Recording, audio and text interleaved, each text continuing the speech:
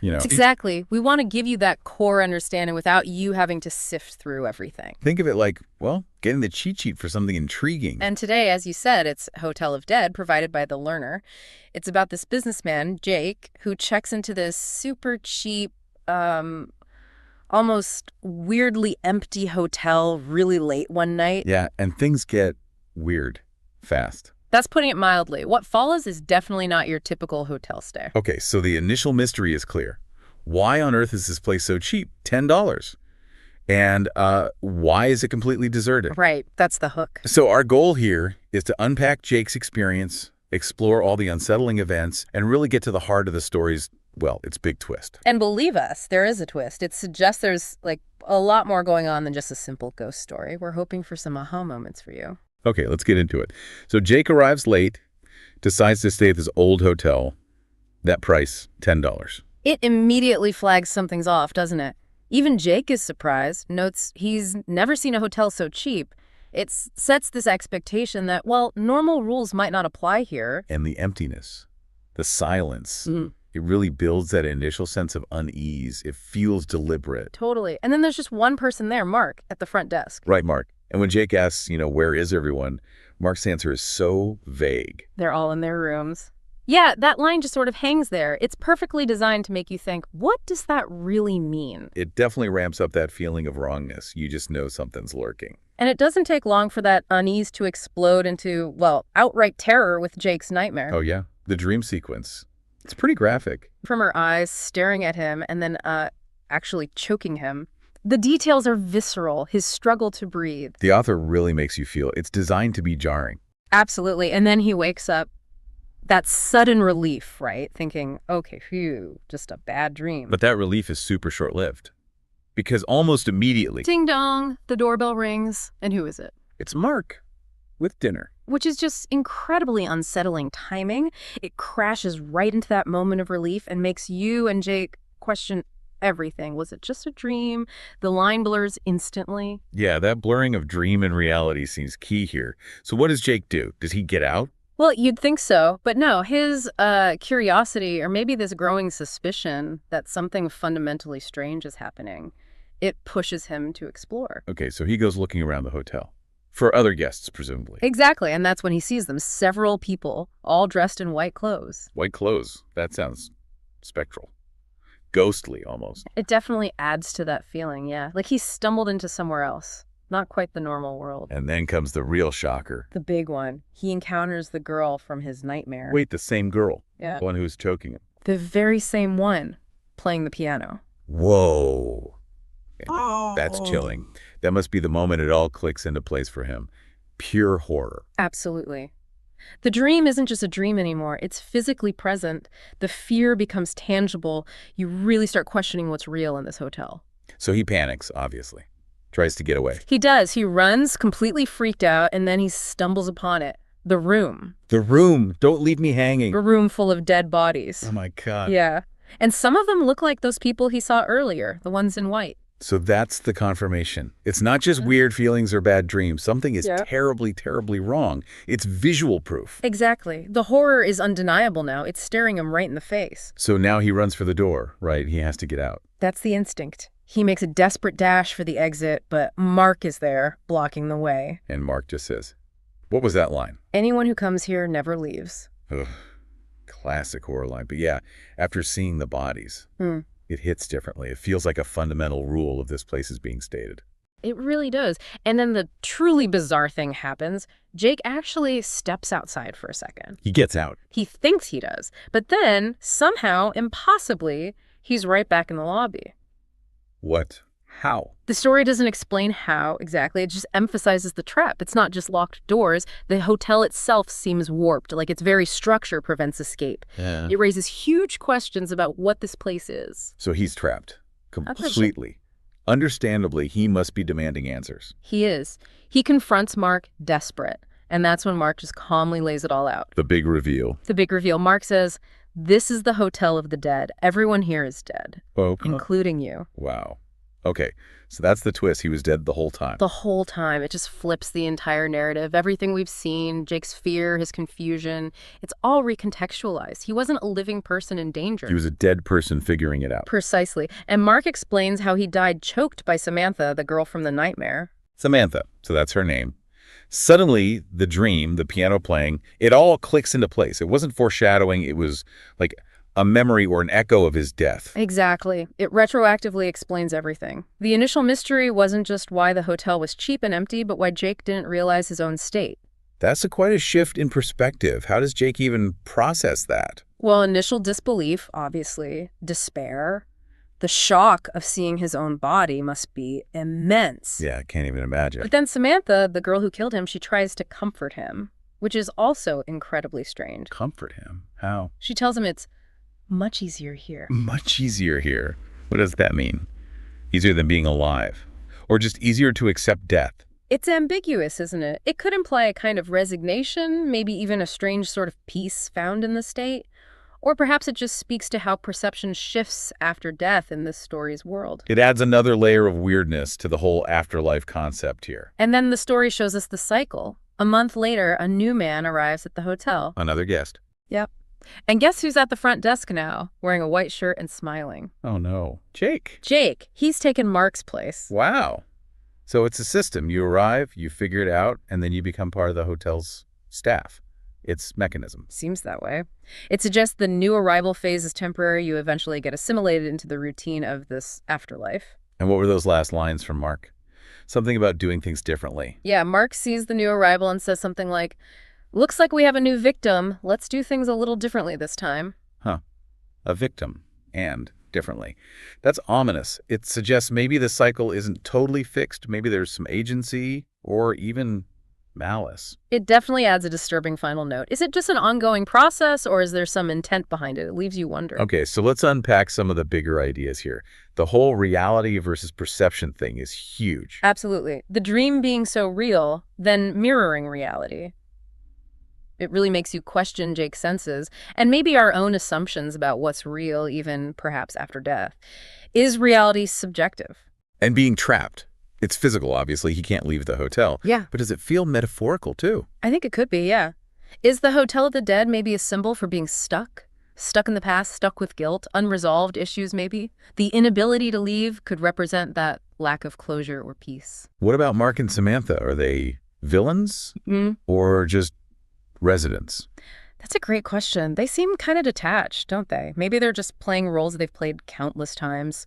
Or perhaps they are guides in a really unsettling way. It's hard to pin down their motives if they even have them anymore. And that ending, Jake becoming the new Mark, it really sticks with you. It does. It makes you think about fate, consequence. Is it saying something about cycles of suffering or how people can end up perpetuating the very systems they were once caught in? Is there any escape, or is it just this endless loop? So wrapping up the core of it, the big twist is that Jake was never alive in the hotel. He arrives dead. Right. The narrative pulls a brilliant misdirection. We experience the confusion and terror alongside Jake, only to realize he's already part of the mystery he's trying to solve. It's a really effective aha moment, even within a fictional story. You start reading one kind of tale, and bam, it flips, leaving you with something much deeper and, frankly, more disturbing to think about. So, for the learner who shared this with us, and for everyone listening, what were your first thoughts as you were reading? Before you knew the twist, what did you make of the cheap price, the emptiness, the nightmare? Yeah, and now, after digging into it like this, what parts of the story linger with you the most?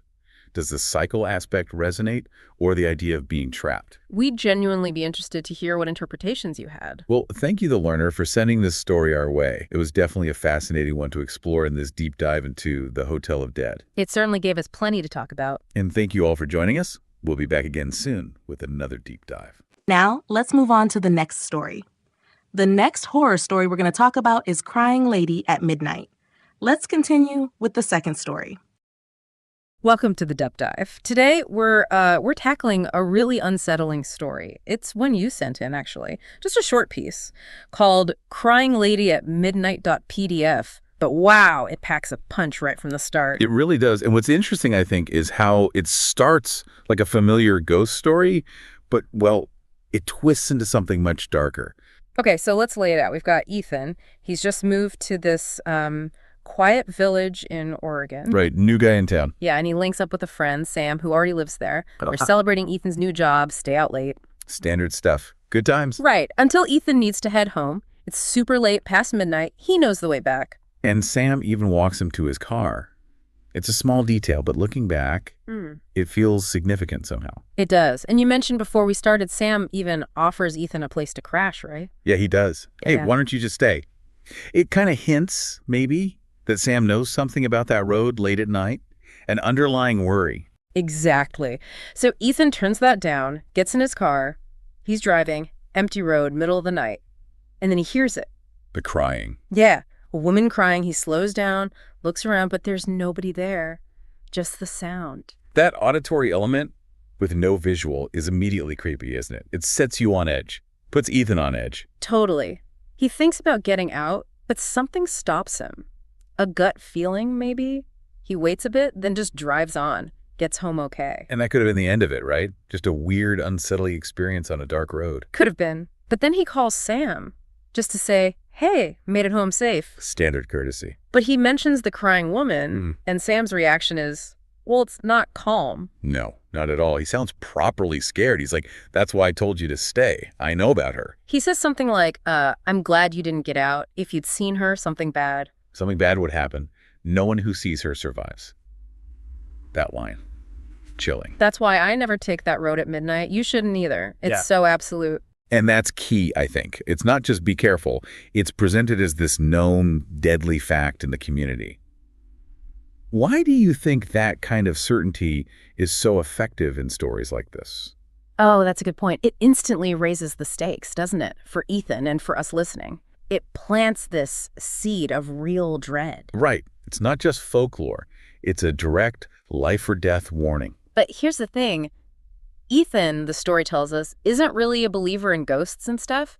So Sam's fear, his intense warning, it almost backfires. Yeah, it makes him curious. Exactly. He's disturbed, sure, but now he needs to know. So the very next night, guess what he does? Oh no, he goes back, doesn't he? He drives down the exact same road at midnight against Sam's explicit warning. And that decision, that's the engine of the story now. It's that pull between, common sense or maybe fear and this powerful human need to understand, to see for yourself, even if it's dangerous. It's a classic horror setup, right? The warning ignored. Textbook. So predictably, perhaps, as he's driving along, he hears the crying again.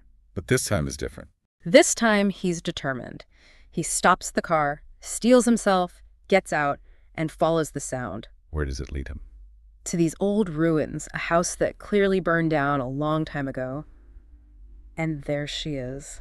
The crying woman. Sitting on the ground, sobbing. He can't see her face at first. It's hidden by her hair. That image, the burned house, the crying figure. Yeah. It really amps up the sense of tragedy, doesn't it? You immediately think victim, loss. Absolutely. And the hidden face keeps you waiting, builds the suspense. So he approaches her. Yeah, he asks her what's wrong, why she's crying, and she looks up. The story makes a point of saying she's beautiful. Interesting detail. But even so, Ethan feels this unease. He instinctively takes a step back, even though she looks harmless, just sad. Trusting that gut feeling, maybe. Or trying to. Maybe. She then tells him this awful story. Her whole family died in the fire that destroyed the house. She's the only one who survived. Lost everything, no one to help her. It's a perfect victim narrative, designed to elicit sympathy. Totally. And it works on Ethan. He feels for her. He's compassionate. The beauty, the sad story. It's very disarming, isn't it? It plays right into that desire to help someone who seems vulnerable. Could even be a tactic. That's a sharp observation. So Ethan offers help. He says, let me take you to the police, get you somewhere safe. Logical response. But she refuses, Yeah. flat out. Says she doesn't want to leave. She wants people to come to her to help her there. Okay, red flag, right. That feels off. Definitely. Ethan notices how isolated it is, nobody else around. He kind of rationalizes it, thinks maybe she's traumatized, but he still thinks he should call for help. Gets his phone out. Her wanting people to come to her, that suggests control, doesn't it? Yeah. And resisting the logical step of getting official help. That should have maybe rung more alarm bells for Ethan. You'd think so.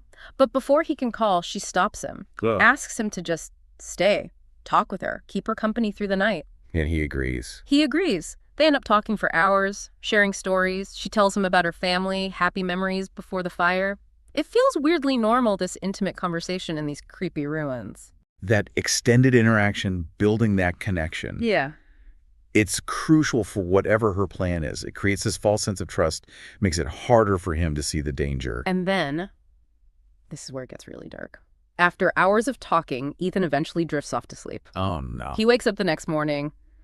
Sunshine, the woman is gone. Okay. But he sees police cars pulling up to the ruins. He starts walking towards them, maybe to explain, I don't know.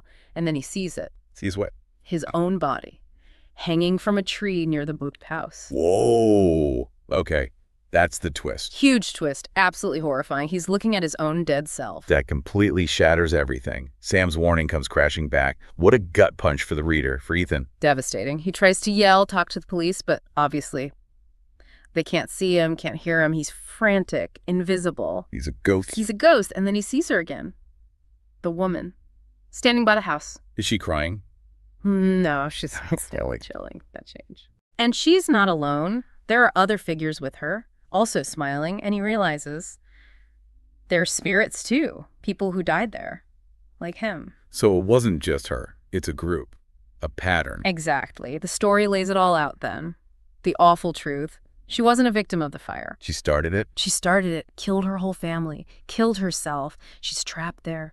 And the crying, it's a performance. It's a lure. A trap to bring more victims. Yeah. Anyone who stays there late at night hears the cries, gets drawn in. They end up like Ethan, dead, No. trapped. So the initial impression, the grief, the beauty, all a complete deception. She's the architect of the whole horror. Right. And then she walks over to Ethan's spirit, smiles right at him, says, "Now you'll always be here with me." Oh, that's bleak. Then she turns to the other spirits and says something like, "We'll build our own family here, keep bringing more people." Ethan tries to run to escape, but he can't. He's stuck forever. Wow. Just trapped in that cycle, perpetuating the nightmare. So just to kind of wrap up the sequence, Ethan hears the crying, ignores the warning, tries to help, gets drawn in by the sad story. Falls asleep, wakes up dead, and discovers the woman isn't a victim but the monster, along with her other trapped souls. Yeah. The irony is just brutal. Ethan, the guy who didn't believe in ghosts, becomes one. Trapped by the very thing he dismissed. It's a powerful illustration of that. And the takeaway here for you listening, it really feels like a strong cautionary tale, doesn't it? Absolutely. About listening to warnings, maybe, even if they sound like local superstitions. About curiosity having a real cost sometimes. And definitely about appearances being deceptive. The crying woman presented as this figure of ultimate victimhood. Is actually the predator. Using empathy as a weapon. It's a stark reminder, isn't it, that vulnerability can be faked and kindness can be exploited. So something to maybe think about after this. What is it about local legends, those specific warnings tied to places? Why do they stick around? Yeah, even if you don't buy the supernatural explanation, what's the core reason for that fear, that warning? What function do these stories serve? And maybe what does the story say about us? About that pull towards the unknown? Even when we're told explicitly don't go there, what's the potential price of needing those answers? Now, let's move on to the next story. The next horror story we're going to talk about is The Dead Girlfriend. I'll provide links to all the horror stories we discuss in the description below this video, so you can watch them if you haven't already. I hope you enjoy it. Don't forget to like and subscribe to my channel so you never miss any thrilling tales. Let's continue with the third story. Welcome to the deep dive. This is where we take the sources you send us, dig into them, and pull out the key insights, the stuff that really makes you think. Exactly. We do the reading so you get the core ideas efficiently. And today, especially for the learner in you, we've got something, well, quite unsettling. We're looking at a fictional story called deadgirlfriend.pdf. Right. Not your standard academic text, but a narrative that really dives deep into themes of loss, grief, and desperation. It focuses on a character named Ryan. His girlfriend, Emily, dies in a car accident, and he's completely devastated, just can't accept it. And that refusal to accept reality pushes him down a very dark path. He starts looking for ways, anyway, to bring her back. So our mission here is to trace that journey, Ryan's descent into the occult, look at the unexpected, frankly terrifying consequences, and see what this story tells us about grief and, well, maybe dabbling in things best left alone. It kicks off with him just refusing to let go. Searching, initially, through books, looking for resurrection methods, almost like a research project. Yeah, it's interesting you say that. It's like he's trying to find a logical fix for something completely beyond logic, isn't it? Precisely. He's trying to intellectualize this overwhelming emotional pain. But the conventional sources, they offer nothing. Which leads him, inevitably perhaps, to the darker corners. He finds this book, an expensive book, on the dark web. And that shift is significant. Moving from regular books to the dark web that signals he's willing to cross lines, to look into forbidden knowledge. The cost just highlights his desperation. It promises a ritual. And the details, they're pretty disturbing. Animal sacrifice, sprinkling blood on her body. Classic dark magic tropes, really. They symbolize transgression, trading something vital life for power. It shows how far gone he is. And he actually does it. Sneaks into the cemetery, exhumes Emily's body. It's grim stuff. A complete violation of natural order, of societal taboos, but grief has blinded him. Then the ritual. And unbelievably, it seems to work. Her heart starts beating. She breathes again. Can you imagine the moment for Ryan? That rush of thinking, I did it, she's back. It's this peak of false hope. False hope being the key phrase, because the reality is deeply unsettling. Emily is physically alive, but she doesn't speak. At first he rationalizes it. Shock, maybe. Trauma from the experience. But it continues. Days pass. She doesn't speak. She won't eat. That basic sign of life isn't there. It's chilling. The physical form is there, animated, but the person isn't. And he starts asking himself that awful question, the one that's dawning on him. Did she not remember anything from her life? Is it even her? That's the core fear, isn't it? That he hasn't brought Emily back, but just a shell. He goes back to the dark web book, searching for answers for some kind of troubleshooting guide. But there's nothing, no explanation for this silence, this emptiness. He's completely alone with this thing he's created. He tries talking to her directly, pleading for any sign of recognition, any flicker of the Emily he knew. And gets nothing. Just silence. It's that uncanny valley feeling, amplified to a horrifying degree. It's worse than just being different. It's like the core of her is missing. And this uncertainty, this growing dread, leads him to look closer at the book. He finds the author's contact information. Which leads to that phone call. He calls, speaks to the author's widow. And the truth comes crashing down. A devastating truth. Yeah. The widow reveals her husband also tried the ritual, and it failed disastrously, didn't bring his loved one back. Worse than failed, it resulted in demonic possession. Exactly. The ritual wasn't for resurrection at all. The widow warns Ryan it's a summoning ritual. It calls demons. And that realization hits Ryan just as things escalate. Emily, or the thing in Emily's body, suddenly attacks him. With a knife. A complete shift from silent emptiness to violent aggression. It's the horrific confirmation of the widow's words. He manages to escape, lock himself away, but he can hear her screaming behind the door. Terrifying, inhuman screams. No doubt left now. It's not Emily. It's possessed. The widow confirms it further, right? Tells him the ritual was made by a demon worshiper, that it's never worked for resurrection, not once. It just underscores the terrible deception. He was chasing a lie, fueled by his grief, a lie designed to trap the desperate. So, completely terrified, he calls the only person he can think of, his friend Mark, who's a police officer. Mark's reaction is key here. Initially, skepticism. I mean, who wouldn't be skeptical? You brought your girlfriend back from the dead, and now she's possessed. Right. It sounds insane. But then Mark sees her, and that skepticism just evaporates. Seeing is believing, or in this case, seeing is horror.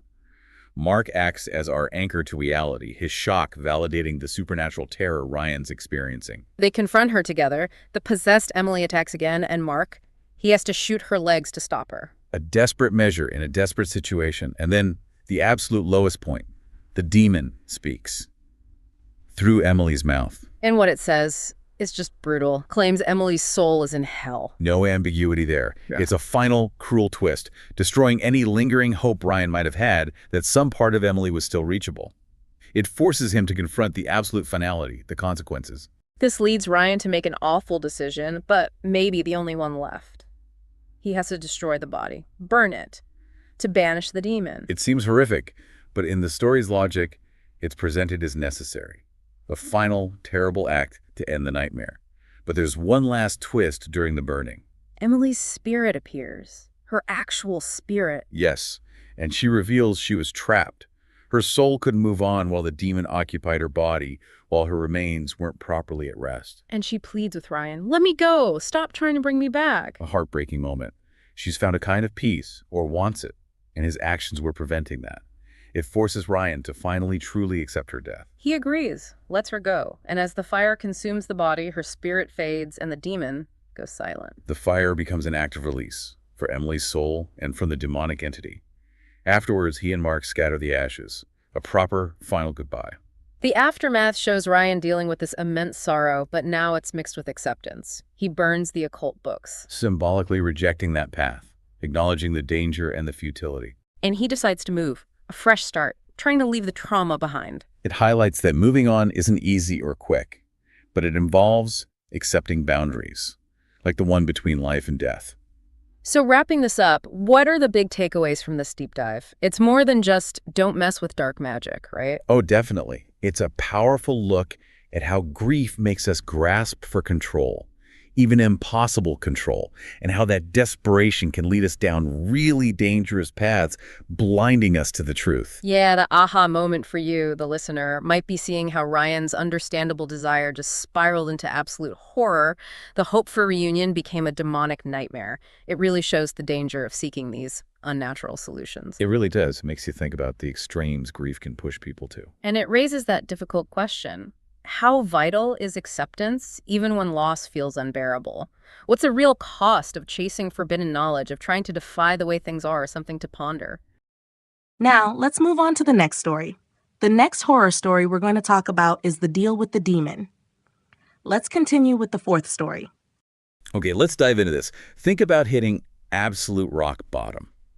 I mean, not just a bad month, but total collapse. Yeah, like business is gone, you're buried in debt.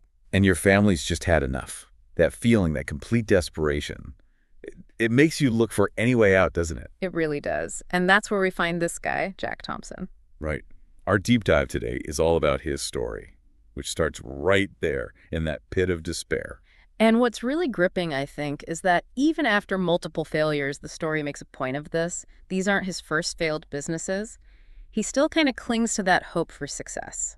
Which makes him vulnerable. Exactly. Super vulnerable. So he gets kicked out, he starts drinking. It paints a picture of someone just completely unraveling. Yeah, just lost. Walking the streets, aimless, and then, well, it's almost like something out of a Twilight Zone episode. This man in black shows up. Out of nowhere, somehow he knows everything about Jack. All the failures, the debt. Which should be a massive red flag, right? Oh, huge.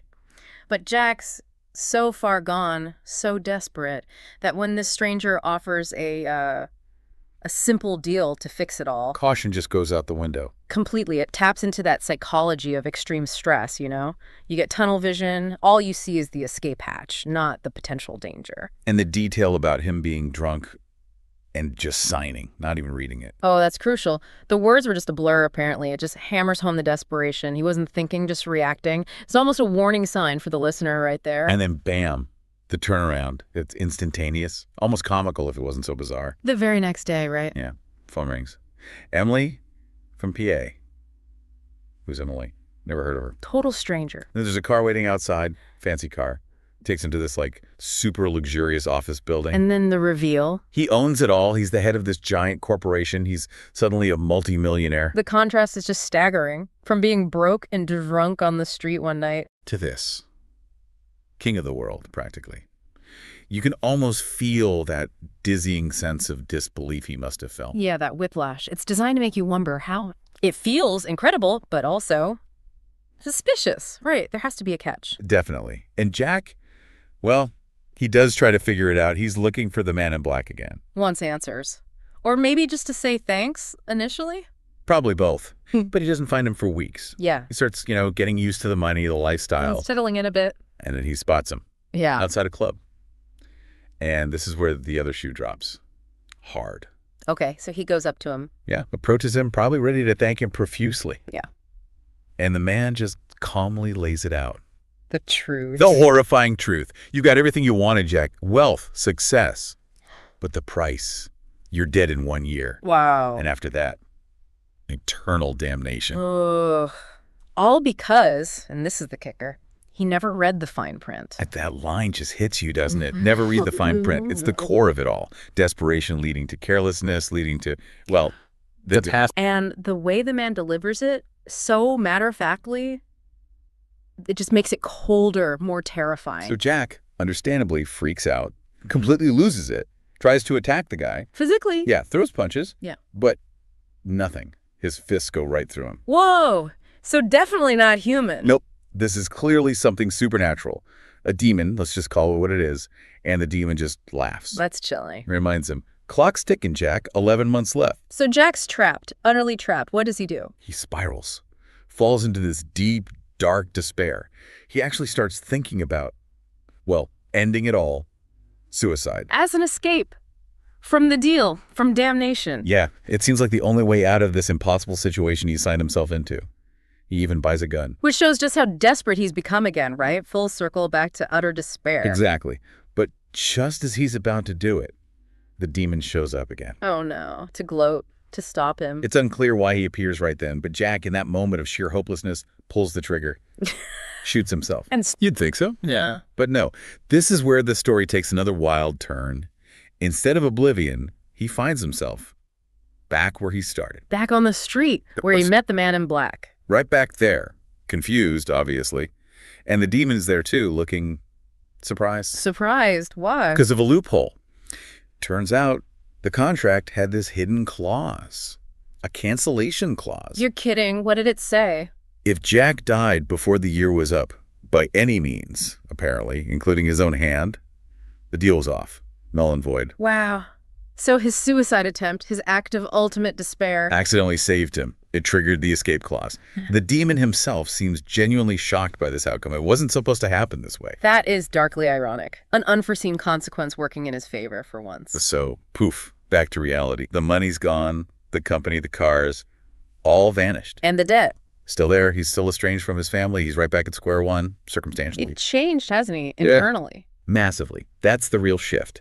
He goes to his family. He apologizes, genuinely. He promises to be responsible, to work hard, actually learn things instead of chasing get-rich-quick schemes. He learned the hard way, the really hard way. Oh, yeah. He understands now that those quick fixes, those shortcuts, they often have these hidden, unbearable costs. This time, he's committed to doing the work. So the external situation is bad again, but his internal perspective is completely flipped. He gets it now.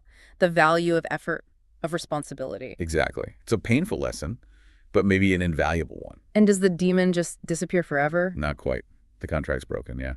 But the story says Jack still sees him sometimes. Occasionally. Just a glimpse of the man in black. Like a reminder. Yeah, exactly. A chilling reminder of the whole ordeal. Yeah. Of the deal he made, the price he almost paid. He avoids him, obviously. Wants nothing to do with him. That makes sense. It's like a scar, isn't it? A psychological scar from that encounter. A reminder to stay on the straight and narrow this time. Totally. So when you boil it all down, what's the big takeaway here? For me, it's a powerful story about, well, the value of just buckling down and doing the work. Responsibility. And reading the contract. Yes. Absolutely critical. Understanding what you're agreeing to, especially when an offer seems way too good to be true. That desperate need for an instant fix blinded him completely. It really makes you think, doesn't it? In our own lives, with all the pressures and the constant promise of easy answers or instant success, how often do we pause? How often do we really, truly look at the potential hidden costs?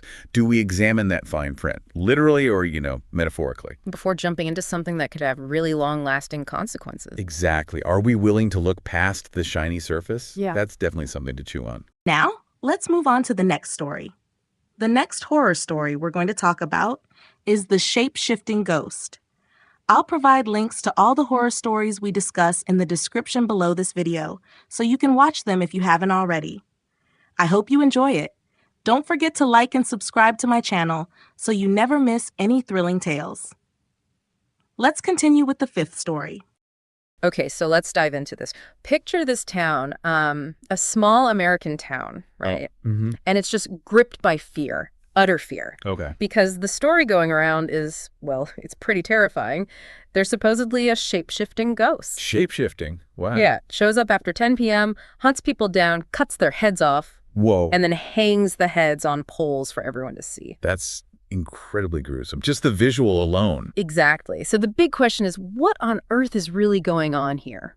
That's what we're digging into today, looking at these pretty disturbing accounts. And it wasn't just like folklore they told around a campfire. No, that's the thing. People genuinely felt their lives were on the line. Real danger. That level of belief, especially something so extreme, suggests something deep-seated.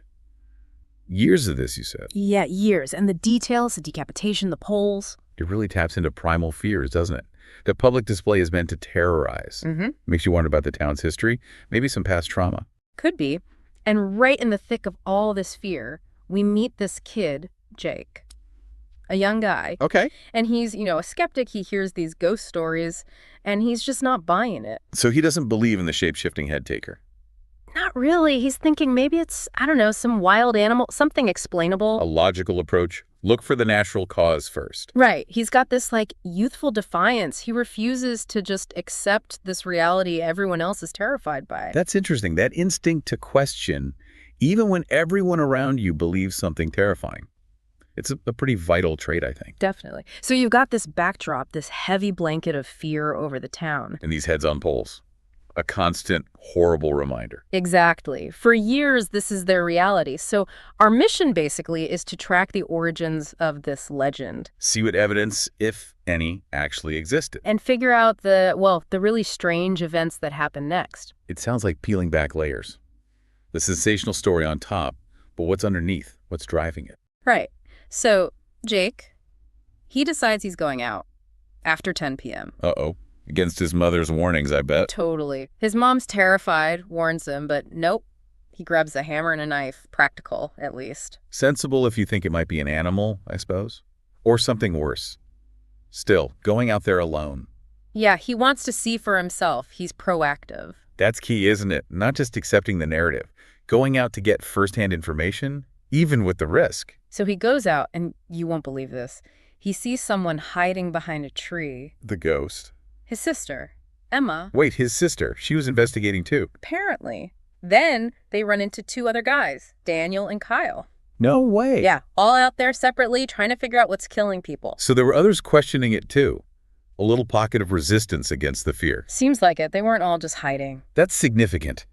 It shows that even in a community seemingly united by fear, there are often individuals pushing back, seeking truth, finding each other as powerful. And for one of them, Daniel, it gets really personal. He actually tells them he saw his own father's head on one of those poles. Oh man, that changes everything for him, doesn't it? Totally. It's not just a mystery. It's raw grief and needing answers. Needing justice, maybe. Yeah, that personal connection makes the search incredibly potent. It's not abstract anymore. Right. It's about stopping that from happening again. So this little group, now united, they decide to check out this cabin in the woods. Why the cabin? Some of the bodies had been found near there, or maybe in there. It's a bit unclear initially. Gotcha. A place linked to the deaths. So they get there. Jake knocks. Nothing. Just silence. Really eerie. Okay, creepy. Then Jake hears his sister, Emma, call his name. Jake. But she's with him. Exactly. He turns around, and she's standing right there with Daniel and Kyle. The voice came from somewhere else. Uh-oh. The ghost, using her voice. Bingo! Yeah. It was the ghost already in disguise. Mimicry. A classic horror move. Using a trusted voice to lure you in or freak you out. Instantly unsettling. Who can you trust now? Right. And then this fake Emma, the ghost one, just gives this creepy smile. Oh, here we go. And its face just changes, transforms into this. The text says, "Wicked woman with long ears and sharp teeth." Yikes. Okay, so definitely not an animal. Definitely not. They see that and they just run, panic, full-on escape mode. I don't blame them. Luckily, they get away, find this cave nearby to hide in. Okay, safe for a moment. But now they know. It's real, it shapeshifts, and it looks monstrous. Yeah, the investigation just got very real. Very dangerous. No longer just looking for clues, they're facing the threat directly. So they're in the caves, catching their breath, and tensions are high. Emma, the real Emma, she kind of blames Jake at first. This is your fault for coming out here, that kind of thing. Pretty much, but they quickly get past that. They realize they have to do something. Can't just hide in a cave forever while people are getting killed. Exactly. They agree. They have to face this thing. Deal with the ghost, as they put it, once and for all. A brave decision. Moving from reaction to action, even after seeing that thing. Shows real resolve, a sense of responsibility. So they steel themselves, go back to the cabin. Back into the lion's den, okay. And inside.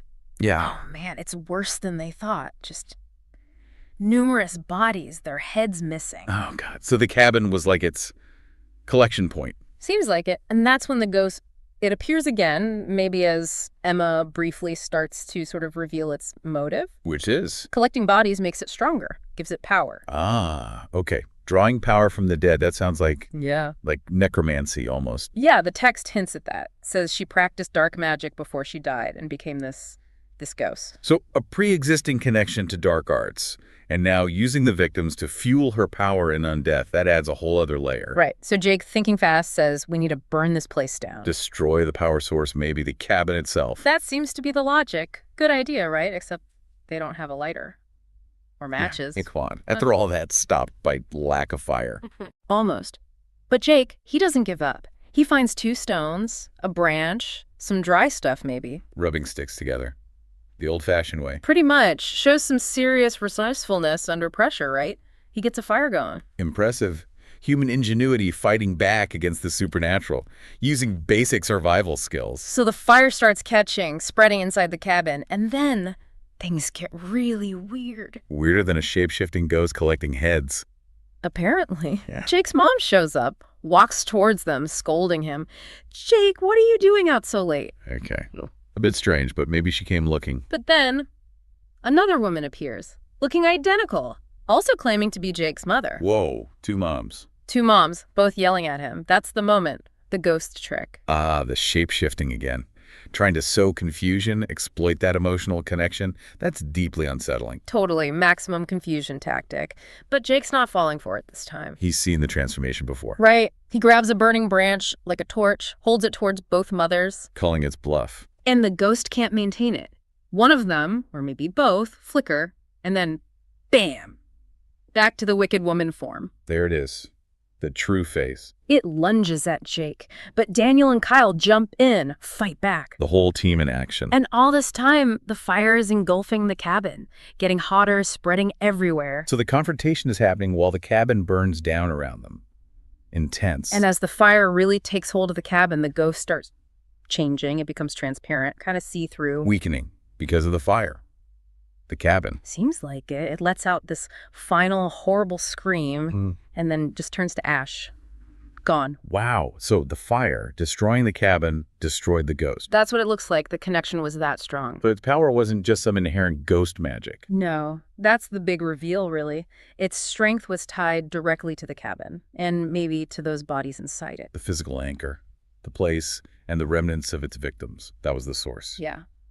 She was a dark magic user in life, and in death, that cabin, those bodies, that's what kept her anchored and powerful. That's fascinating. It grounds the supernatural threat in something tangible. Makes you think, doesn't it? How perceived magical power might actually stem from something quite concrete. Exactly. So the ghost is gone, the immediate danger is over. But the town, well, they're obviously still terrified, shaken up. Understandably. Years of terror don't just vanish overnight. Right. But Jake and his sister Emma, they step up. They start reassuring people, explaining what happened, that it's safe now. Taking on a leadership role almost. Yeah, and they do one more thing. They go back into the forest to find what the source calls wandering souls, presumably the spirits of the victims. The ones whose bodies were in the cabin. Right, and they burn the remaining bodies to help the souls find peace, the text implies. A final act of closure. Releasing the victims, cleansing the area. That probably helped restore a sense of safety too. Definitely. That seems to be what finally brings peace back to the town. What a story. So recapping this whole deep dive. Yeah, this absolutely terrifying mystery, the shape-shifting ghost. Yeah. It wasn't ended by magic or some counterspell. It was ended by skepticism, by courage, of few people daring to question and investigate. And the big aha moment, the key thing, is that its power wasn't just generic ghost stuff. It was tied to a place, a building, and the things inside it. Which really drives home the importance of looking deeper, doesn't it? Not just accepting the scary surface narrative, questioning things, especially when fear is involved. Finding the real mechanics behind what seems inexplicable. Exactly. Because sometimes the explanation is, well, disturbing, but concrete, rooted in the real world in a way. Makes you think, though. How often do we encounter things, maybe not ghosts, but situations or beliefs in our own lives, our communities, Yeah. that seem inexplicable, that maybe cause fear or confusion, but that we just accept without digging into the real causes underneath? What ghost stories are we living with, maybe, that are just waiting for someone to ask the right questions to look a bit closer? Yeah, what's waiting to be understood, or maybe even debunked? Definitely something to chew on. Now let's move on to the next story. The next horror story we're going to talk about is the cremation ground man. Let's continue with the sixth story. Welcome to the deep dive. Today, we're jumping into a short story someone sent us. It's called The Cremation Ground Man. Yeah, and our plan is really just to unpack it together, see what makes it interesting, themes pop out. Right. The core idea follows this high school kid, Liam. He gets kind of fascinated by cremation. Which, already sets a certain tone. Definitely. And this curiosity leads him and his friend Noah down this pretty intense supernatural path. Talking to the dead, that sort of thing. So the main players are Liam, Noah, and this mysterious old guy they meet at the cremation ground. Apparently, he claims he can talk to spirits.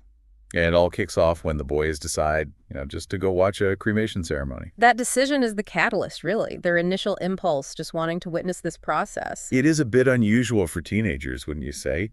Suggests something about Liam, maybe? A deeper curiosity? Or maybe just pushing boundaries. But yeah, it sets them up for what comes next. It doesn't feel completely out of the blue, given that starting point. So they go, and they see this old man just sitting there under a tree, watching. Like, he belongs there. Part of the scenery, almost. But Yeah. there's this intensity to his observation. And then kills the weird part. They notice he's talking. But there's no one else there. At least no one they can see. That's the first big uh-oh moment. Totally. The moment things start to feel off. Yeah. So naturally, their curiosity is piqued even more. So after the grieving family leaves, they approach him. They have to ask, what was that about? And his answer is, what's a bombshell? He just straight up tells them he was talking to the soul of the person who was just cremated. Imagine hearing that, just trying to process it. Your whole reality kind of shifts a bit. Yeah, disbelief must have been the first reaction. Like, okay, maybe this guy's just eccentric or something else. But the story doesn't leave it there, does it? Yeah. He backs up this wild claim. And how? He starts describing Liam's grandmother, deceased grandmother. Specifics, too, like how she died, where she lived. Even something she did 10 years ago. Details he couldn't possibly know through normal means. That's the turning point, isn't it? The moment their skepticism just crumbles. Completely. It goes from weird old guy to, whoa, maybe this is real. It's a smart move by the author, grounding the supernatural in verifiable personal facts. It really anchors it. Makes their next steps feel more logical. They're not just being reckless. They've seen something they can't explain. So naturally, they want to know how. How does he do this? And he explains about this chant, something he learned. Yeah, says he learned it from a teacher about 5 years back, so it has some kind of lineage. It's not just his own thing. That adds a layer, doesn't it? Yeah. Makes it feel slightly more structured. A little. And he also explains that, spirits react differently. Some are fine with moving on. Others, not so much. They want to come back. Okay. So it's not all peaceful whispers from the beyond. Not according to him. And that's why he says he won't help bring souls back. He calls it the law of nature. He won't interfere with that. So he has this power, but he sets limits. There's an ethical dimension here. Right. He understands the potential danger, the implications, which leads directly to his warning. Because, of course, Liam and Noah are now super interested. They want to learn the chant. Teenagers, right. They see the power, not necessarily the full weight of responsibility. And the man refuses, flat out. Tells them it's dangerous. Specifically warns them about possession, about spirits desperate to live again, latching onto someone. He even says he has ways to, cut ties with those dangerous spirits himself, implying it's a real threat he deals with. You'd think that kind of explicit warning would make them back off. You would think, but no. It seems to make them even more determined. That forbidden fruit thing, maybe. Possibly. Or just youthful overconfidence, thinking that won't happen to us. So what do? They go back? Yep. Wait for another cremation, find the old man chanting again. And they record him, secretly. On their phone, presumably. Exactly. They think they've got the secret now, without the strings attached, without the warning. Which, of course, is where everything starts to go really wrong. They take the recording back to Liam's room. A familiar space, should be safe. And they start practicing the chant. just trying it out. And boom, it works. Maybe too well. Spirits start appearing, multiple spirits. Suddenly, it's not theoretical anymore. It's very, very real and happening right in front of them. And Liam, maybe caught up in the moment or just reckless, tries to talk to one of them. The description of this spirit is unsettling. Long, white hair, black eyes. Yeah, that imagery screams danger. It's not Casper the Friendly Ghost showing up. And the spirit's reaction is immediate and violent. It grabs Liam, possesses him, takes over his body. The story describes him laughing this horrible laugh, dancing wildly. It's pure chaos, the exact thing they were warned about. Utterly terrifying for Noah, watching his friend just disappear into this manic state. Right. He panics. What else can he do? He runs. Back to the only person who might understand, who might be able to help. Back to the cremation ground. Finds the old man, frantically tries to explain what happened. Liam's possessed. The chant worked. It's a disaster. You can imagine the man's reaction, probably anger, frustration that I told you so moment, but much heavier. Yeah, his warning wasn't just words. It was based on real danger, and now it's come true. But seeing Noah's desperation, his fear, the man's anger gives way to, well, maybe pity, or a sense of responsibility. He agrees to help, which is crucial. So they race back, looking for Liam, and where do they find him? Back at the cremation ground, of course. Yeah. Sitting among the bones, still laughing that manic laugh. It's a chilling scene. It really brings everything full circle, back to the source of both the curiosity and the danger. The confrontation begins. The old man tells Noah to stay back. He knows this is serious. He starts chanting, trying to counter the possession. And Liam, or rather the spirit in Liam, reacts violently, convulsing. And the spirit speaks through Liam, defiant, saying it won't leave the body. Raises the stakes again. This isn't going to be easy. The spirit is dug in. But then the old man reveals, well, he's not alone. He has backup. His friends, he calls them. Turns out, over the years, he's befriended many spirits himself, benevolent ones. That's a fascinating twist. It adds complexity to the spirit world in the story. It's not just good versus evil, but communities, alliances. Exactly. And these friendly spirits, they help him, they work together, apparently to pull the malevolent spirit out of Liam. A kind of spiritual tug of war. You could say that.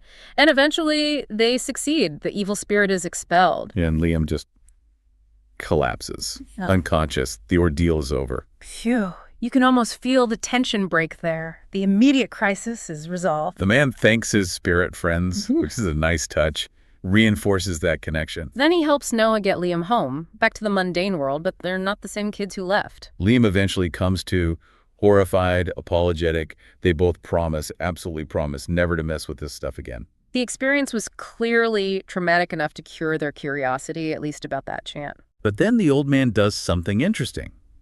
He offers them another chant. A different one, yeah. He says this one is safer. It's only for communicating with your own family, your ancestors. Spirits of their bloodline, he explains. Who wouldn't try to possess them because of that connection? It's almost like a peace offering. Or maybe a way to channel their original curiosity in a less destructive direction. They're happy to get it initially. It seems like a good compromise. But they never use it. Right. That final decision is quite telling. The fear from the possession, the memory of what happened, it's just too strong. Even the safe option feels too risky now. They decide never to go back to the cremation ground either. That place holds too much weight for them now. So it ends on this note of learned caution. Hard-won caution. Definitely. Wrapping up our look at the cremation ground man, it really functions as a stark cautionary tale, doesn't it? Absolutely. Curiosity is one thing, but tampering with forces you don't understand. Well, the story shows the potential price. And it explores different kinds of supernatural interaction, too. Not just scary ghosts, but the possibility of connection, the danger of malevolence, and even helpful spirits. It gives the supernatural a bit more texture than you sometimes see. It's not monolithic. Makes you think, though, about curiosity, about boundaries, Yeah. about what lies beyond our everyday understanding and whether we should, poke it with a stick. What does it spark for you, the listener? Does it resonate with that deep human fascination about death, the afterlife? What part of Liam and Noah's journey sticks with you the most? It's a story that definitely leaves you pondering those bigger questions. A really effective piece of narrative, I thought. Now let's move on to the next story. The next horror story we're going to talk about is The Old Woman Who Can Predict the Future. Let's continue with the seventh story. So here's something. Have you ever wondered if the future is, like, already written? That old question of fate versus free will. Yeah. Like, are we just playing out a script? Today, we're not digging into, scientific papers or anything. No, we're taking a different approach. We're doing a deep dive into a story. Exactly. A narrative that kind of works as this really interesting thought experiment about prophecy and, well, our choices. And using a story lets us explore these big ideas, fate, agency on a really personal level, makes it more tangible. Right. And the story for today is called The Old Woman Who Predicted the Future. It's about this woman, Allison. She goes camping alone and bumps into this old woman in a cave. And things get weird because this woman predicts Allison's future. And it's not exactly good news. Right. And these aren't just vague feelings, are they? They're pretty specific predictions. Oh, yeah, very specific and sequential. The old woman tells Allison, okay, when you get home, your cat will die. Wow. Then your sister will get a fever. After that, you'll lose your job. Okay, that's quite a list. And the last one, the real kicker, is that Allison herself will die. Jeez. All from a random encounter in a cave. That's a lot to take in. Totally. So it sets up this perfect scenario for us to unpack, doesn't it? How these predictions play out and what it might mean for, how much control we actually have. Exactly. Our mission today is basically to explore that. To look at the story, see what happens, and think about what it suggests about destiny and free will, especially for you listening in. Okay, so Allison gets back. And, understandably, her first reaction is just, that woman was crazy. Of course. Who wouldn't think that? You just brush it off. But then she gets home, and her sister tells her the cat ran out, got hit by a car. Oh, and that detail running out, hit by a car, that makes it really specific. It's not just the cat died somehow. Exactly. That specificity suddenly gives the whole prediction this weight. Yeah, it shifts it from maybe a coincidence to something harder to ignore. It probably starts making Allison see things differently, maybe even influences her reactions. It's got to be unsettling. And then, just like the woman said, the next day, her sister gets a fever. Okay, prediction number 2. And then, maybe the day after, the news comes. Yep. She's being laid off. Company restructuring. Wow. So 1, 2, 3, just like that. Yeah. So now, that initial feeling of she's crazy must be completely gone, replaced by, serious dread about that final prediction. Absolutely. The skepticism is gone. Now it's fear. Pure fear about her own death being next. It's that basic survival instinct kicking in. How can I stop this? Right. So, driven by that fear, Allison actually goes back, finds the cave, finds the old woman again. Desperate, I imagine. Totally desperate. She pleads with her, change my future, I want to live. And what does the old woman say? Basically tells her tough luck. Something like, everyone wants to live, but what's meant to happen, happens. Oof. Sounds pretty final, like destiny is fixed, no escape. It really does sound like that. But maybe it's setting up the next part. Is it an absolute truth or a challenge? Well, this is where it gets really dark, isn't it? Yeah. Because the old woman does offer a way out. Yeah. But the price, it's horrific. What is it? She has to sacrifice another human, offer their blood in some kind of ritual. Life for life, the old woman calls it. Whoa, okay. That throws a massive moral wrench into everything. Huge. Now, Allison's trapped between saving herself and, murder. You can just imagine the guilt, the conflict inside her. It's an impossible choice. Survival instinct versus fundamental morality. And she's wrestling with this, obviously doesn't want to harm anyone, but that fear of dying is so powerful. And then Mark enters the picture. Mark, right, the doctor. Yeah, a doctor was kind of interested in her. And in her panic, her desperation, she starts thinking, maybe him. As the sacrifice. That's a chilling thought, isn't it? Especially Right. him being a doctor, someone who saves lives. That irony is sharp. It really shows the extreme places fear can push someone, considering sacrificing a healer to save herself. It's deeply disturbing. And she actually plans it. She lies to him, invites him out to the woods. Under false pretenses. Exactly. But then as they're talking, something shifts in her. She sees he's a genuinely kind person, thinks about his work, saving lives, and the guilt just starts eating away at her. The idea of hurting him becomes unbearable. So that's the turning point. Her conscience, her sense of connection to him, starts fighting back against the fear. Right. Her humanity kind of pushes through the terror. Which leads to the confrontation at the cave. Yeah, they get there. Mark sees she has a knife. He's obviously alarmed, like, what is going on? Asks about her, the old woman. And Allison. She just breaks down, Yeah. totally falls apart and confesses everything. The predictions, the cat, the sister, the job, the death threat. and the old woman's demand. The whole horrible plan. How does Mark react? He must be reeling. Initially skeptical, probably thinks she's having a breakdown, but then sees how genuinely distressed she is. He gets concerned, and right then the old woman speaks again. Oh, what does she say now? Basically seals Allison's fate, or so it seems. She says, "You couldn't kill him, now you will die." Just like that. So the prophecy holds. It looks like it's confirmed. Yeah. But then things take another twist. Allison collapses right there, or shortly after. Yeah. Ends up in the hospital. Massive heart attack. A heart attack, induced by the stress, presumably. Must be. And it's bad. Her heart actually stops. The doctors are working on her, but Yeah. they essentially give up. Pronounce her time of death, basically. So the prediction came true after all, just maybe not in the way anyone expected. Not by violence, but by physiology. Seems that way. The end. Yeah. Except Mark is there. The doctor she almost sacrificed. Yeah. And despite everything, the confession, the doctor's giving up. He refuses to stop. He keeps trying to revive her, Yeah. CPR, whatever it takes. Even after the medical team called it. Yeah, he just persists. And incredibly, against all odds, her heart starts beating again. She comes back. No way. She survives. She survives, wakes up later, confused, probably terrified, but alive. And Mark is there comforting her. Wow. That completely flips the script. The prophecy seemed fulfilled, but then it wasn't. Exactly, which totally challenges that idea of a fixed, unchangeable future, doesn't it? It really does. Was the old woman wrong? Or did Mark's actions somehow intervene, override the prediction? It suggests that even if a path seems set, maybe human actions, human connection, maybe they can change it. Mark's refusal to give up, his compassion, directly defied that final prophecy. Okay, so let's unpack some of these themes then. Thinking about those initial predictions. Yeah. The cat, the sister, the job, were they truly unavoidable? Or could Allison, knowing about them, have played a role? Like after the cat died, was she maybe so stressed and anxious that it made her sister more susceptible to getting sick? Just a thought. That's the self-fulfilling prophecy angle, yeah. Her knowledge and fear could have subtly influenced events. It's hard to say definitively, especially with a cat that seems pretty subtle and external. True, but the job. Maybe her worry affected her focus or performance. It's possible, right? It's definitely plausible. The knowledge itself becomes a factor in the equation. And then there's that huge tension. Choice versus destiny. Did Allison's choice to try and kill Mark, even though she stopped? Did that act, born from the prophecy, ironically trigger the heart attack? That's a fascinating loop. Her attempt to avert death by fulfilling the old woman's condition might have inadvertently brought about the very thing she feared, just in a different form. But then Mark's choice, his free will to not give up on her, that directly counteracted the outcome. Absolutely. It puts agency squarely back into the picture.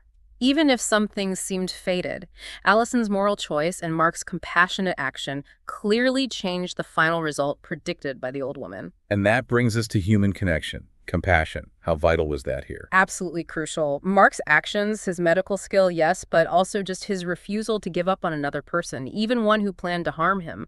That's what saved her. It wasn't magic. It was, well, human determination and care. Exactly. It highlights how powerful that connection can be, maybe even powerful enough to defy supposed destiny. We also have to touch on the morality of it all. The old woman's demand. Allison even considering it. Right. It forces you to think about self-preservation, its limits, and the value we place on life, our own and others.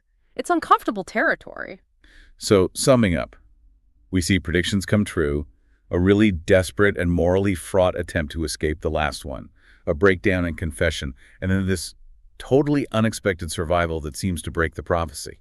Yeah, and the story cleverly leaves it a bit ambiguous, doesn't it? It doesn't fully explain the old woman or definitively say fate is real or free will wins. It shows them tangled together. Which is probably more like real life anyway. Probably. The prediction and the choices reacting to the prediction become inseparable, and the outcome surprises everyone. So the final thought, really, for you listening, what does Allison's whole ordeal make you think about? About how much our beliefs shape things, the Right. choices we make under pressure. And how life can just twist unexpectedly. Did the old woman actually see a fixed future? Or did just saying it set off a chain reaction? A chain reaction influenced by fear, guilt, desperation, and ultimately compassion. Does knowing a potential future automatically change it? Or seal it? Maybe the most interesting part isn't if someone can see the future. Maybe it's more about how we react to possibilities, how we face them, even the really scary or improbable ones. Now, let's move on to the next story. The next horror story we're going to talk about is The Ghost's Whispers. I hope you enjoy it. Don't forget to like and subscribe to my channel so you never miss any thrilling tales. Let's continue with the 8th story. Welcome to the deep dive. Today we're taking a close look at a personal account called Ghost Whispers. It's a pretty short story, but wow, it packs a punch. It details this man's really unsettling experiences following a late-night drive. Yeah, it's quite the narrative, and our goal here isn't just to retell it, but to really dig into it, you know? Exactly. We want to explore what it might be saying about, well, fear, especially fear of the unknown, and how belief shapes how we see these things. And those moments that just come out of nowhere and make you question everything. Absolutely. It's all about those unexpected twists. Yeah. Okay, so where does this all start? Right. So the story begins with Jeremy. He's going back to his mother-in-law's house after, I think, 5 years away. 5 years, yeah. His wife, Mary, had been staying there? Taking care of her father, who is ill. Right. But he's better now. So Jeremy's making this late-night drive to pick Mary up the next day, bring her home. Seems straightforward enough. It does, doesn't it? Just Yeah. a normal trip. But things get weird pretty quickly. They really do. He's on this lonely road, middle of the night. And suddenly there's this white scarf just fluttering in front of his car. Such a strange detail, isn't it? Small, but just off. Totally surreal. Yeah. So he stops the car to check it out. And poof, it vanishes. Gone. And that's when it gets even creepier, because then he hears these whispers, soft sounds coming from the dark woods beside the road. Right. But what's interesting is his first thought. Yeah. It's not ghosts or anything supernatural. Nope. He thinks it's robbers. He's actually scared of being ambushed. Which, I suppose, makes sense. It tells you how our minds try to find a logical, a tangible threat first. Exactly. It's that tendency to rationalize, isn't it? We look for the explanation that fits our known world, even when things feel wrong. So he kind of shakes it off, maybe puts it down to the weirdness of the scarf or being tired. Yeah, dismisses it, drives on to his mother-in-law's place. And the evening itself seems perfectly normal. Family time, dinner, catching up. Nothing out of the ordinary. You'd think the weirdness was over. But nope. That night, things escalate. Big time. While he's sleeping. He hears this whisper, really chilling, right in his ear. And the message is terrifying. You barely survived, but you won't survive the next time. We will get you. I mean, that's direct. It's a huge leap from maybe hearing something in the woods. This is personal, it's threatening, it feels, well, otherworldly. And it's not just once, right? It keeps happening. Throughout the night, yeah. That recurring nature just ramps up the dread. It goes from a weird incident to this persistent, invasive thing. Destroying any sense of safety he might have felt. Completely. So the next morning, he's obviously shaken up. Understandably. He tells Mary and her parents what happened. The whole thing, scarf, whispers in the woods, the voice in the night. And it's the mother-in-law who has this immediate reaction. Right. No hesitation. She knows exactly what it is, or thinks she does. She says the road is haunted, there's an evil spirit there. What do you make of that certainty? Right. Jeremy's probably still trying to process it, maybe find a rational angle, and she's just instantly supernatural. Well, it really points to how strong cultural or personal beliefs about these things can be, doesn't it? For her, it's a known category. Maybe it even offers a strange kind of comfort naming the fear, you know? Giving it a shape. Yeah. But for Jeremy, it's throwing him into a whole new way of thinking. And she doesn't just diagnose the problem, she's got the cure. Right away, she pulls out a white thread. Recites some kind of protective mantra over it. Uses holy water, too. It's a full-on ritual. It is a very specific set of actions to fight this, this unseen thing. What's that about? Using these tangible items. It speaks volumes about the human need for control, I think. When faced with something scary and unknown, these rituals, these objects... Like the thread. Exactly. They become symbols. They represent protection, hope. They give you something concrete to hold on to, a sense of agency, even if it's based on belief or suggestion. And, well, maybe it works. Or it seems to. Because that night, he wears the thread she gave him. Yeah. Sleeps like a baby. No whispers, no disturbances. Total peace. Okay. So, proof of concept? Maybe. But then comes the next day. They head home, back to their own house, away from the haunted road, away from the mother-in-law. And Jeremy thinks, okay, crisis averted, we're safe now. He assumes the danger was tied to that specific place, that road. So he takes off the white thread. Cuts it off. Throws it away. Done. Big mistake. Seems like it. It feels like a classic case of underestimating something, doesn't it? His rational mind probably thought, thread work there, don't need it here. That simple cause and effect thinking. Maybe dismissing the possibility that things could linger. Precisely. He goes off to work, normal day. But when he gets back home, Things are very, very wrong. he finds Mary acting incredibly strangely. How so? She's just sitting there in the dark, apparently with this really disturbing smile on her face, and her eyes just not right, unnatural. Oh, wow. That's terrifying. The thread isn't outside anymore. It's inside. It's his wife. That shift makes it so much more dreadful, doesn't it? It hits right at the heart of his safe space, his relationship. It completely shatters any remaining sense of security. And then it gets physical. She attacks him. Violently, biting him, trying to grab a knife. He literally has to fight her off. Good grief. So this isn't just psychological manipulation anymore. No, this unseen force, whatever it is, it's manifesting physically. It can cause real harm. It's dangerous. He manages to get away from her. Runs out of the room, yeah. And who does he call in desperation? Has to be the in-laws. The mother-in-law. Yeah. She's the only one who seemed to understand before. Exactly. He's completely reliant on her knowledge now. And they come quickly. Very fast. The mother-in-law walks in, takes one look, and just gets to work. No messing around. What does she do?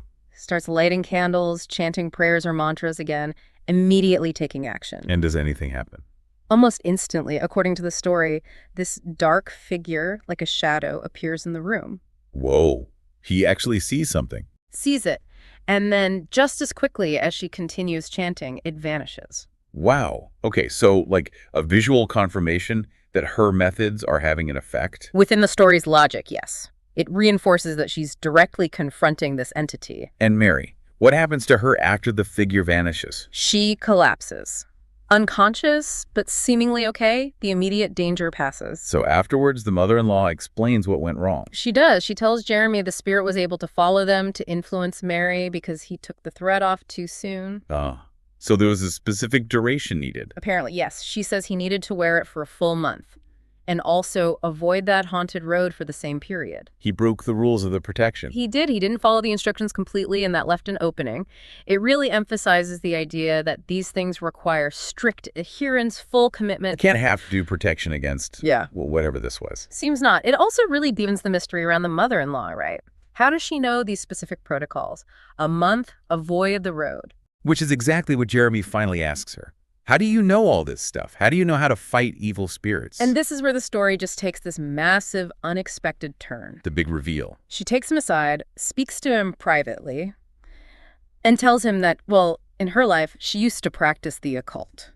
Okay, that explains some knowledge, maybe, but that's not the huge part, is it? Not even close. Then she drops the real bombshell. Which is? She tells him she's actually been dead for many years. Oh, dead. Dead. She's been remaining in spirit form, watching over her family, staying with them, and her husband, her daughter Mary. They have no idea. Oh my God. That changes everything. Completely reframes the entire narrative, doesn't it? The protector isn't just someone knowledgeable about the supernatural. She is supernatural, part of that realm herself. Exactly. Her understanding isn't just from books or tradition. It's from her own existence beyond death. And her dedication to protecting her family. It takes on this whole other dimension. It's love literally transcending death. It explains her certainty, her abilities, why she knew exactly what to do, but it also adds this incredible layer of secrecy to the family dynamic. Jeremy now knows this monumental secret about his wife's mother. His relationship with her is now something else entirely. You can only imagine how shocked he must have been, just reeling from it all. He promises to keep her secret, right? He does. He gives her his word. So the in-laws leave after Mary's recovered, and Jeremy's just left there. Left to process not just the terrifying attack and the haunted road, but also this unbelievable truth about his mother-in-law. Yeah. The impact must have been profound. He's learned a harsh lesson about not dismissing warnings, not discarding protection prematurely. And he's learned that reality and family can have hidden depths he never imagined. Absolutely. So to sum it up, we have this account, Ghost Whispers, where a simple trip home turns into this terrifying encounter. Yeah, a run-in with some kind of malevolent presence. Which leads to intervention, but then the danger follows him home. Culminating in that shocking attack on his wife. And then the final mind-blowing revelation about the mother-in-law herself. It really does force you to think about, well, unseen forces, hidden realities. What's really compelling is how it weaves together that primal fear of the unknown with the power of belief. Jeremy starts out rationalizing, but he's pushed way beyond that. And the mother-in-law's belief, which turns out to be rooted in her own extraordinary nature, is key to resolving the crisis. It really challenges our neat little boxes about what's real. And shows how things like family bonds can operate in ways we maybe don't fully understand, even beyond death. Definitely. So this deep dive into ghost whispers, it leaves us and you with something to think about. A final thought, yeah. Consider your own life for a moment. Have there been times when maybe you ignored a subtle warning sign? Or perhaps you let go of something, maybe a belief, a practice, even a relationship that was offering some kind of protection, maybe sooner than you should have? Whether that protection was physical, emotional, or even metaphorical, what can a story like this teach us about those unseen influences, the things that might be operating just under the surface around us? And maybe, too, about the hidden truths, the unexpected depths within the people we think we know best. Something to ponder. Now let's move on to the next story. The next horror story we're going to talk about is The Haunted Road. I'll provide links to all the horror stories we discuss in the description below this video so you can watch them if you haven't seen them yet. I hope you enjoy it. Don't forget to like and subscribe to my channel so you never miss any thrilling tales. Let's continue with the 9th story. Welcome to the deep dive. This is where we take sources you're interested in, unpack them, and pull out the most important bits. Yeah, sort of a shortcut to getting up to speed without all the extra noise. Exactly. And today we're looking at something really interesting. A listener sent in this PDF called Haunted Road.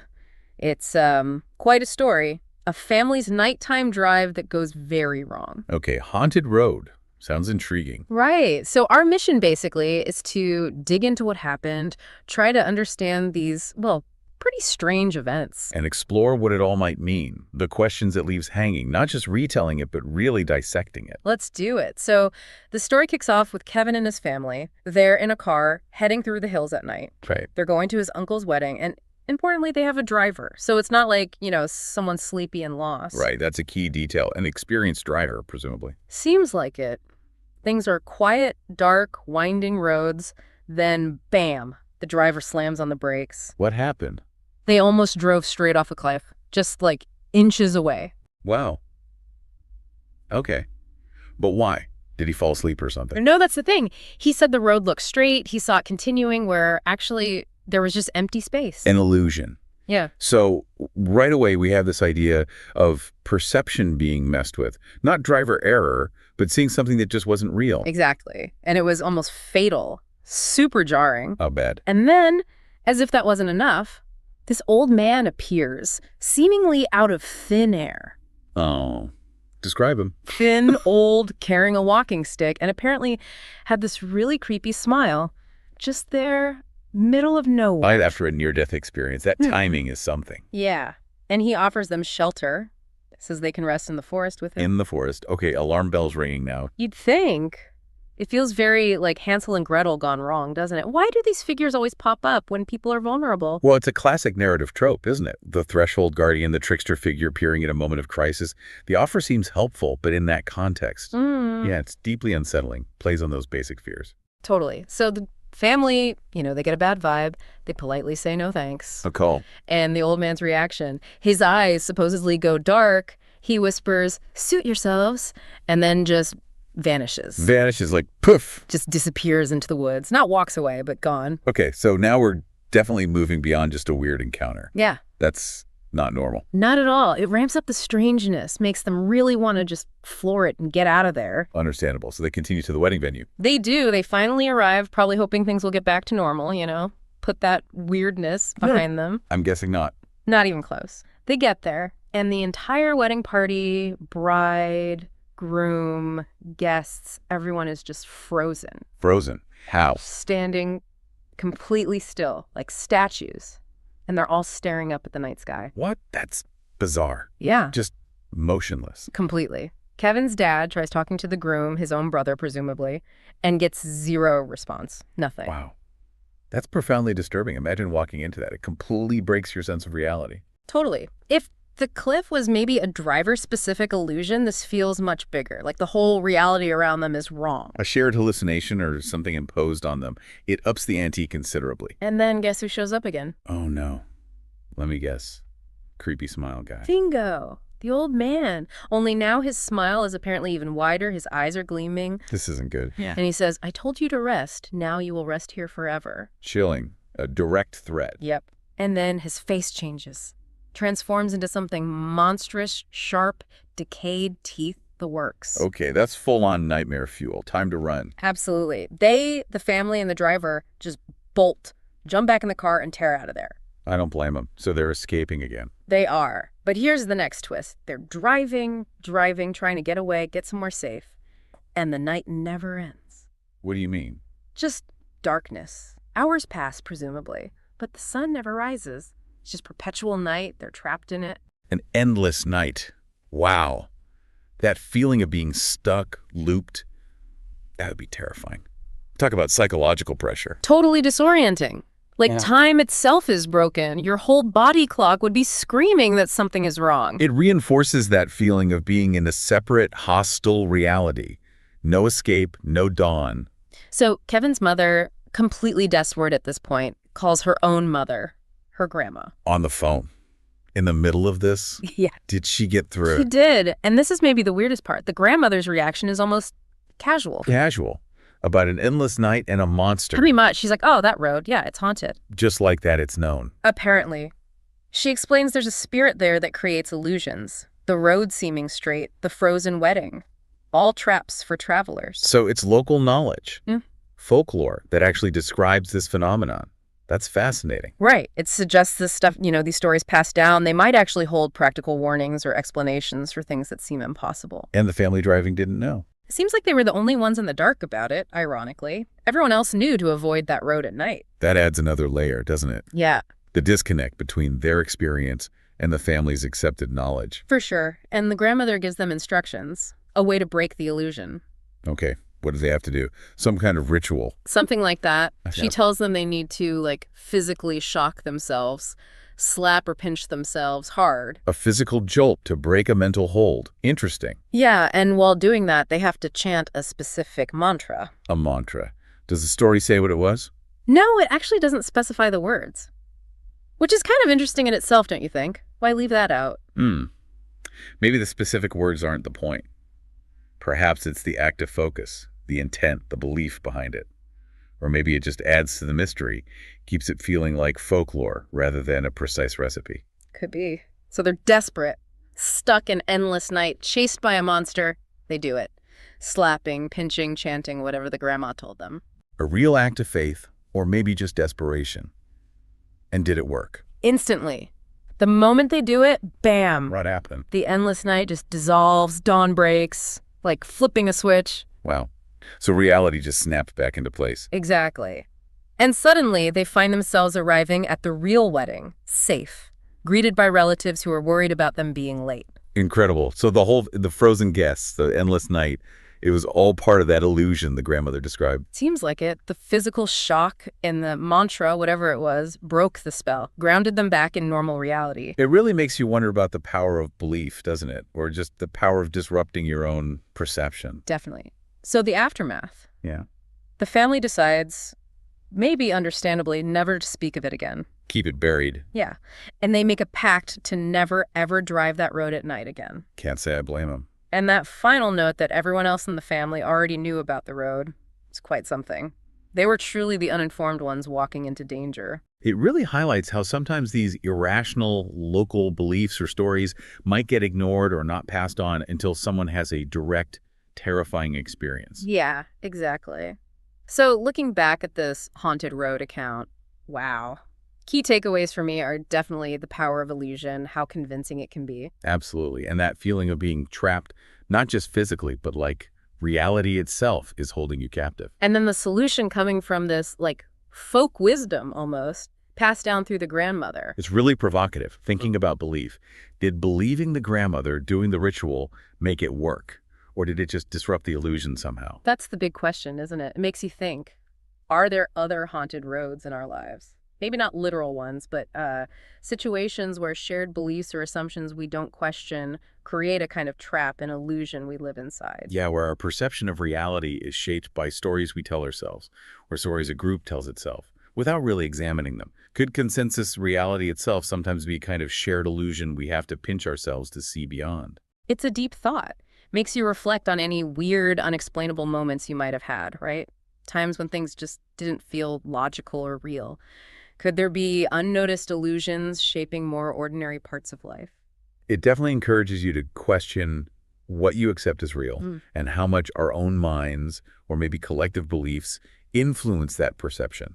How solid is the ground we're standing on, really? A lot to chew on there. A huge thank you to the listener who sent in hauntedroad.pdf.